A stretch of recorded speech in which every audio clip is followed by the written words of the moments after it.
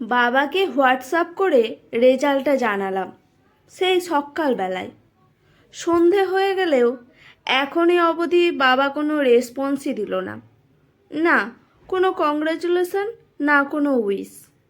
Class 8-এর অ্যানুয়ালের result বেরোনোর ঠিক পরের দিনই দুঃখ করে মাকে বলছিল স্নেহা, কি আর করব বল, তোর বাবা যে তোকে এত তাড়াতাড়ি ভুলে যাবে স্বপ্নেও কখনো কোনো দিন ভাবিনি।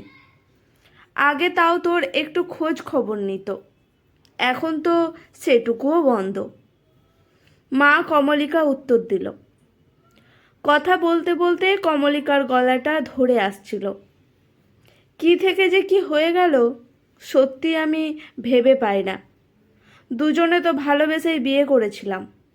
ও গান বাজনা করতো আর আমি শখের অভিনয় করতাম। ভালোই তো সুখে সংসার করছিলাম। তুই তখন অনেক ছোট, আজ থেকে প্রায় 7 বছর আগের কথা।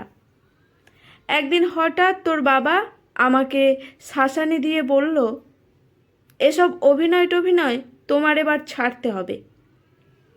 আমি হঠাৎ করে অনিমেষের মুখে এই কথা শুনে চমকে গেলাম। তা তুমি তখন কি বললে? স্নেহা মাকে জিজ্ঞেস করল। আমি আর কি বলবো, ওর এই পরিবর্তন দেখে আমি তো প্রথমে স্তম্ভিত হয়ে গিয়েছিলাম। তারপর বললাম, তুমি নিজে একজন শিল্পী হয়ে স্ত্রীকে কোন যুক্তিতে অভিনয় বন্ধ করতে বলছো? তা তো আমি কিছুই বুঝতে পারছি না। এটা কি তোমার মনের কথা, না সুখের সংসারে অশান্তি বাঁধানোর একটা অজুহাত মাত্র? তখন বাবা কি কোনো উত্তর দিতে পেরেছিল? না, এই কথার আর কি উত্তর দেবে। কোনো যুক্তিযুক্ত উত্তর খুঁজে না পেয়ে আমাকে শেষে বলল, আমি বলছি বন্ধ করতে হবে, বন্ধ করবে। এ ব্যাপারে তোমার সাথে অত যুক্তিতক্ক আমি করতে পারবো না। তোর কথা ভেবে আমিও আর তর্ক বাড়ালাম না। মেনেই নিতে হলো ওর এই অন্যায় আবদার। আমার মনে হয় জানো তো মা, আসলে লোকমুখে তোমার অভিনয়ের প্রশংসাটা বাবা স্পোর্টিংলি নিতে পারেনি। এক ধরনের ঈর্ষা থেকেই হয়তো বাবা তোমাকে অভিনয়টা বন্ধ করতে বলেছিল। যাকগে, অতীত নিয়ে ঘেঁটে আর কোনো লাভ নেই মা। তুই মানুষ হলেই আমার সব দুঃখ মিটে যাবে। এমনিতে ভুলেই থাকতে চাই কমলিকা অনিমেষের কথা, কিন্তু ভুলতে আর পারে কই। এই মেয়ের সাথে কথার পিঠে কথায় যেমন ওর একটা কথা এসে পড়ে, তেমনি কিছু কিছু এমন প্রসঙ্গ হঠাৎ করে কথাবার্তার মাঝে চলে আসে, যা কিনা ওই দুঃসহ অতীতটাকে ফিরিয়ে আনতে বাধ্য করে কমলিকাকে। কিছুদিন আগে ফেসবুকের অভিনয় জীবনের কয়েকটা স্থির ছবি আপলোড করেছিল কমলিকা এবং ক্যাপশন দিয়েছিল, এখন যা অতীত। ছবিগুলো পোস্ট করার অব্যবহিত পর থেকেই লাইকের স্রোত, তার সাথে আবার ছোট প্যারাগ্রাফের সাইজের বড় বড় সব কমেন্টস। সবই অবশ্য ওর গুণমুগ্ধ বন্ধু বান্ধবদের থেকে। কিছু মনে করিস না, তোর ক্যাপশনটার জন্য আমি কিন্তু তোকেই দায়ী করব। এত সুন্দর অভিনয় করতিস আর সেই অভিনয়ের জগৎটা তুই পুরোপুরি ছেড়ে দিলি। ভুল যা করেছিস তা তো করেছিস। ইমিডিয়েটলি তোর অভিনয়ে ফিরে এসে তোর ট্যালেন্টের প্রতি সুবিচার করা উচিত। ওর অন্যতম প্রিয় বান্ধবী মণিমালা এইভাবে কমেন্ট ওর অনুভূতিটা প্রকাশ করলো। কমলিকা অবশ্য এর জবাবটা ফেসবুকে না দিয়ে বন্ধুকে হোয়াটসঅ্যাপ করলো। সবাই না জানলেও তুই তো জানিস কোন পরিস্থিতিতে আমি ছাড়তে বাধ্য হয়েছিলাম। নিজের জন্য তো ভাবিনি কিছু, শুধু মেয়েটার মুখের দিকে তাকিয়ে সংসারের শান্তিটা বজায় রাখতেই আমাকে বশ্যতা স্বীকার করতে হয়েছিল। যদিও বলতে পারিস তাতেও তো আমার কোনো লাভ হলো না। হ্যাঁ, সেটা আমি মেনে নিলাম। একটা ব্যাপার খটকা লাগলো মণিমালার, তাতেও আমার কোনো লাভ হলো না। এই লাভ না হওয়ার ব্যাপারটাও ঠিক বুঝতে পারল না। আবার জিজ্ঞেস করতেও সংকোচ হচ্ছে। একান্তই ব্যক্তিগত ব্যাপার কি না? একটু ঘুরিয়েও জানতে চাইল, অনিমেষ এখন তোর কাছেই থাকে তো? সে অনেক কথা, এভাবে লিখে লিখে তোকে জানাতে গেলে অনেক সময় লেগে যাবে রে। আমি তোকে সময় করে একদিন ফোনে সব বলবো, কেমন? কিছু মনে করিস না। এইটুকু লিখে অন্তত সেদিনকার মতো বাক্যলাপ কমলিকা শেষ করল। অভিনয় ছেড়ে দেওয়ার পরেও কমলিকা শান্তি ফিরে পায়নি। এমনকি এরপর অনিমেষের অন্য বদগুণও কমলিকার নজরে পড়ল। বাড়িতে না আসতে পারলে ফোনে শুধু জানিয়ে দিত যে বিশেষ কাজে আটকে পড়ার জন্য আজও বাড়িতে আসতে পারবে না। একদিন দুদিন নয়, প্রায়ই এটা হতো। এই নিয়েও কমলিকার সাথে কম ঝগড়াঝাটি হয়নি। শেষে একদিন কমলিকা জানতে পারল অনিমেষের এক সম্পর্কের কথা। সে আরও এক দীর্ঘ কাহিনী। কমলিকার মনে একটা সন্দেহ তো ছিলই, সেটা আরও পাকাপোক্ত হলো যেদিন ঘর পরিষ্কার করতে গিয়ে ও একটি কাগজ আবিষ্কার করলো, যেখানে থেকেই স্পষ্ট হলো অনিমেষের সেই পরকীয়ার সম্পর্কের ইঙ্গিত। প্রথমে অবশ্য এটা স্বীকার করতে চায়নি, কিন্তু কাগজটা দেখানোর পরে ঢোক গিলতে বাধ্য হলো। কমলিকা অনিমেষের থেকে সত্যিকারের ভালোবাসাটাই পেতে চেয়েছিল, আর চেয়েছিল বলেই ওর শখের অভিনয়টাও ছেড়ে দিয়েছিল। অধিকার নিয়ে তো অনেক আইনি লড়াই টড়াই করা যায়, কিন্তু তাতে কি ভালোবাসা ফিরে আসে? এই কথাগুলোই শুধু ভাবে কমলিকা। এর কিছুদিন বাদেই বরানগরের বৈশালী আবাসনের ফ্ল্যাট ছেড়ে দিয়ে কমলিকা মেয়েকে নিয়ে ওর বাপের বাড়িতে উঠল। ও অবশ্য ভেবেছিল আলাদা ঘর ভাড়া নিয়েই থাকবে, কিন্তু বাবার ডাকাতেই সিদ্ধান্ত পরিবর্তন করে। এখন বছর 2 ধরে কমলিকা একটা স্কুলে পড়াচ্ছে।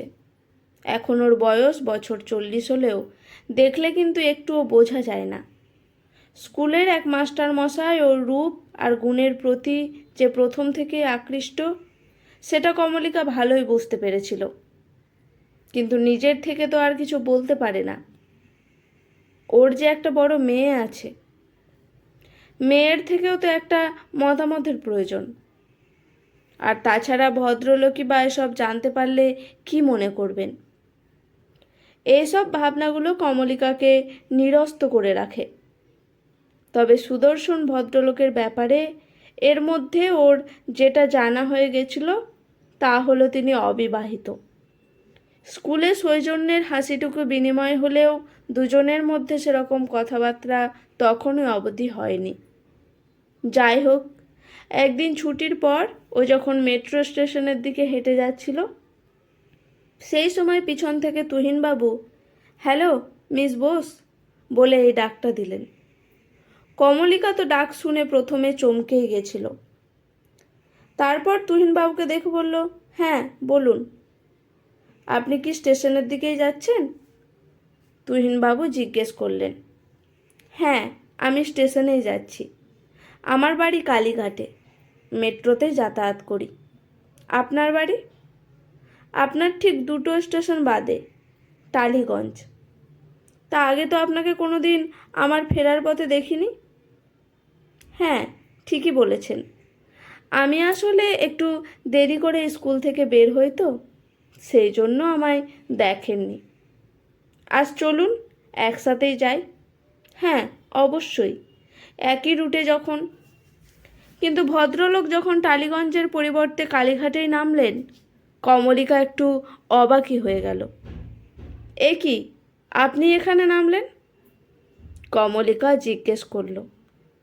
আমি কি অন্য স্টেশনে নামতে পারি না? তুহিনবাবু হাসতে হাসতে পাল্টা প্রশ্ন করলেন। ও মা, ছি ছি, আপনি এ কি বলছেন? নিশ্চয় পারেন। আমি অত শত ভেবে আপনাকে জিজ্ঞেস করিনি। প্লিজ কিছু মনে করবেন না। সজ্জলভাবে কমলিকা জানালো। না না, ঠিক আছে, আমিও মজা করেই বলেছিলাম কথাটা। অন্যদিন কমলিকা স্টেশন থেকে একটা রিক্সা করে নেয়। আজ কিন্তু তুহিনের সাথে কথা বলতে বলতেই ও হাঁটতে থাকলো। কিছুটা যাওয়ার পর তুহিনবাবু বলেই ফেললেন, এখন নিশ্চয় কিছুটা আন্দাজ করতে পারছেন আমার আগে নামার কারণটা। কোনো মৌখিক উত্তর না দিয়ে কমলিকা শুধু মুখ টিপে হাসল। সেদিন আরও অনেক কথাই হয়েছিল। কমলিকা ওর সদ্য অতীতের সব কথা তো জানিয়েছিলই। ওর মেয়ে যে এবার ক্লাস 9-এ উঠল তাও জানাতে ভুলল না, এবং শুধু জানালোই না, এটাও বলল মেয়েকে ছাড়া একটা দিনও ওর পক্ষে বাঁচা কঠিন। কমলিকা সেদিন সত্যিই অবাক হয়েছিল। ওর এইসব জীবন বৃত্তান্ত শুনে তুহিনবাবু ওর প্রাথমিক বিস্ময়টা কাটিয়ে যে সহৃদয়তার সাথে ওর সব কথা গ্রহণ করেছিলেন। কমলিকা যেন সেদিনই তুহিনের মধ্যে ওর বেঁচে থাকার একটা উপযুক্ত অবলম্বন খুঁজে পেয়েছিল। পরে কমলিকাদের বাড়িতে তুহিনবাবু অনেকবার এসেছেন, এবং ওর এই আসার ফলে মাত্র 2 বছরের মধ্যেই কমলিকার মা, বাবা এবং মেয়ের সাথে ওর একটা ভালো সখ্যও তৈরি হয়ে গিয়েছিল। একদিন গল্প করতে করতেই স্নেহা তুহিনকে জিজ্ঞেস করলো, আচ্ছা, তোমায় আমি কি বলে ডাকবো, বলো না। শুনে তুহিন কমলিকাকে বলল, শুনছো কমল, স্নেহা জিজ্ঞেস করছে ও আমায় কি বলে ডাকবে। আমার তো সেরকম কিছু মাথায় আসছে না, তুমিই বলো না কোন ডাকটা শ্যুট করবে। কেন, বাপি বলেই ডাকবে, অবশ্য তোমার যদি কোনো আপত্তি না থাকে। আগের ঝড় ঝাপটা কাটিয়ে কমলিকা এখন অনেক শান্তিতে এবং স্বস্তিতে। শখের অভিনয়টা আবার একটু একটু করে করবে বলেও ভাবতে শুরু করেছে। এদিকে মেয়েও মায়ের এই মানসিক পরিবর্তনে জার পড়ানোই খুশি। কমলিকার মনটা সত্যিই আনন্দে ভরে গিয়েছিল যেদিন স্নেহা ওকে বলল, মা বলো না, কবে থেকে আমি, তুমি আর বাপি 3 জন মিলে আমাদের দিনগুলো মজা করে কাটাতে পারবো। আজকের গল্পটি এখানেই সমাপ্ত। গল্পটি কেমন লাগলো অবশ্যই কমেন্ট করে জানাবেন। গল্পটি শুনে যদি ভালো লেগে থাকে, মন ছুঁয়ে যায়, চ্যানেলটি সাবস্ক্রাইব